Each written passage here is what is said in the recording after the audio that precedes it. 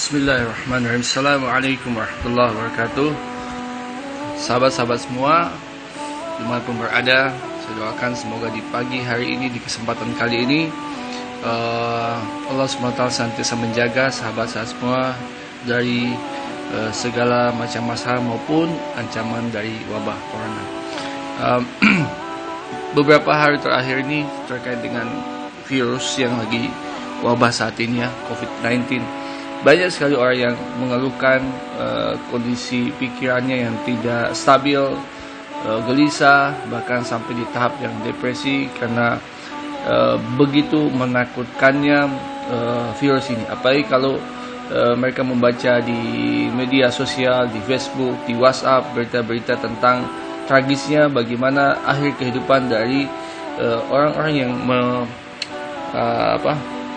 menderita atau terserang COVID-19. Ada bahkan sampai proses kematiannya tidak disolati, tidak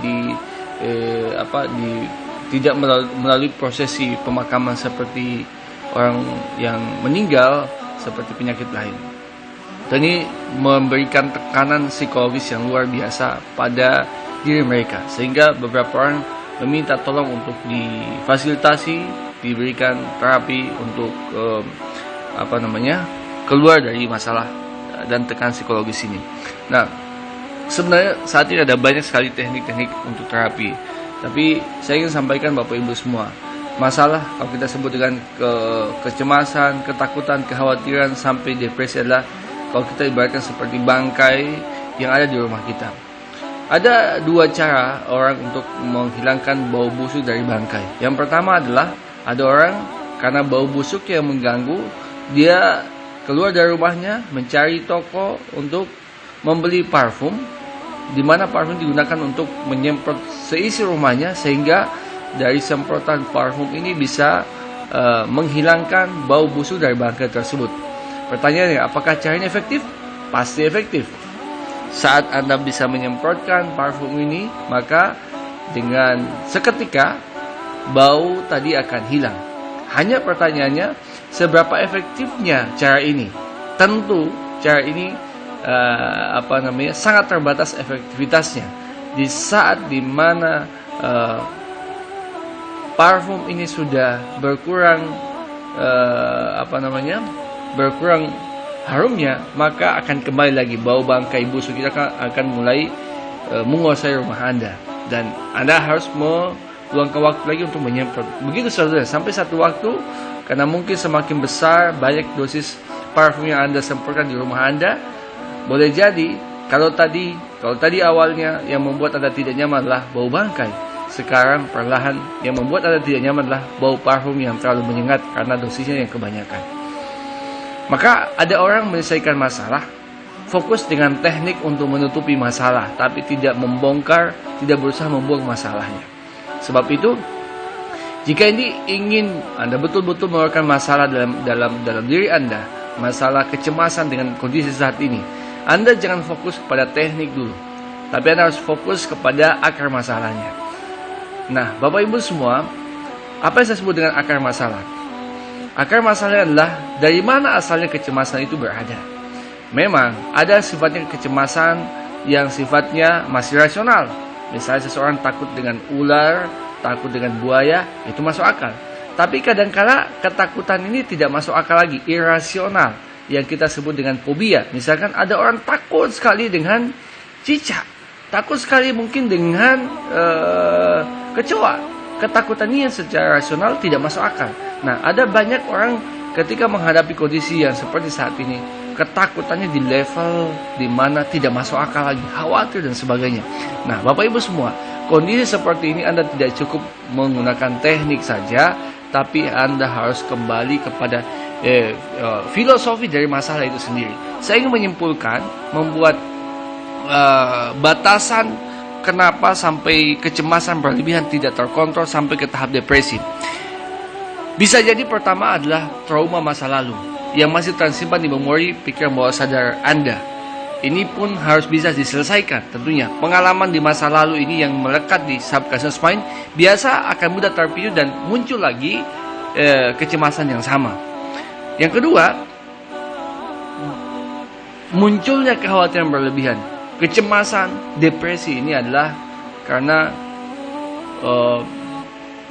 kita tidak yakin bahwa kehidupan kita ini ada yang mengurusi hidup kita. Kita tidak yakin bahwa hidup kita ini adalah hasil atau karunia yang besar dari Allah Subhanahu wa taala.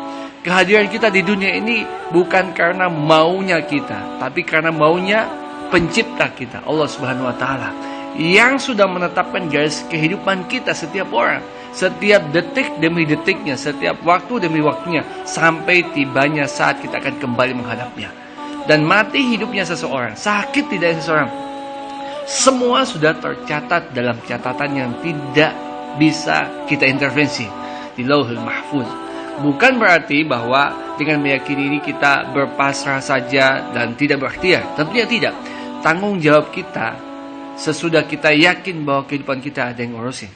Tanggung jawab kita yang kedua adalah berikhtiar semampu kita, dan selebihnya pasrahkan pada Allah Subhanahu wa taala. Sebab itu Bapak Ibu semua, kalau Anda ingin menterapi diri Anda keluar dari masalah ini, Anda harus masuk pada poin pertama dulu, memahami.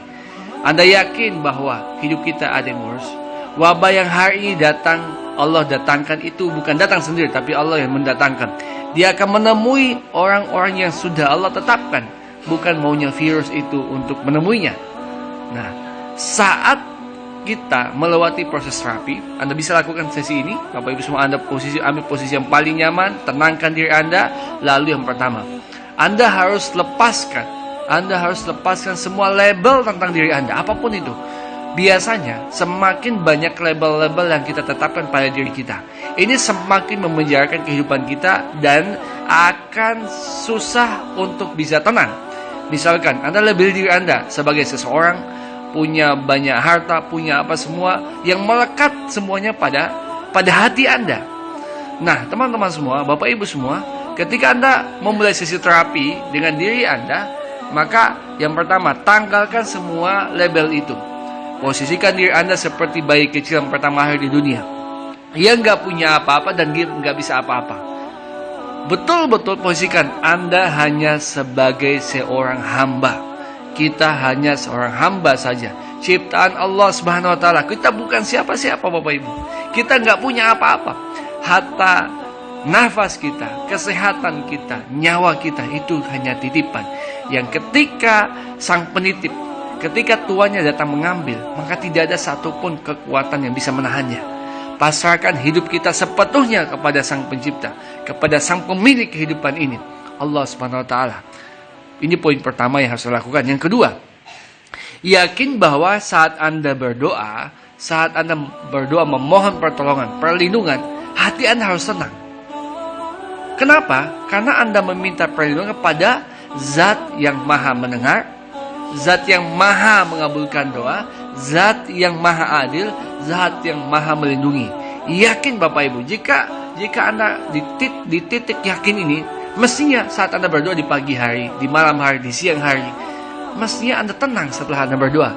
Anda bayangkan Anda mengenal seorang atasan Anda di kantor, di tempat kerja Anda, atasan orang yang sangat baik, sangat adil, jujur, amanah, dan tidak pernah ingkar janji.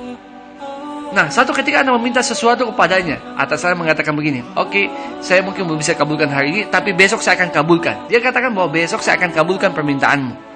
Kira-kira, apakah setelah Anda meminta dan atasan menjawab begini, hati Anda tenang?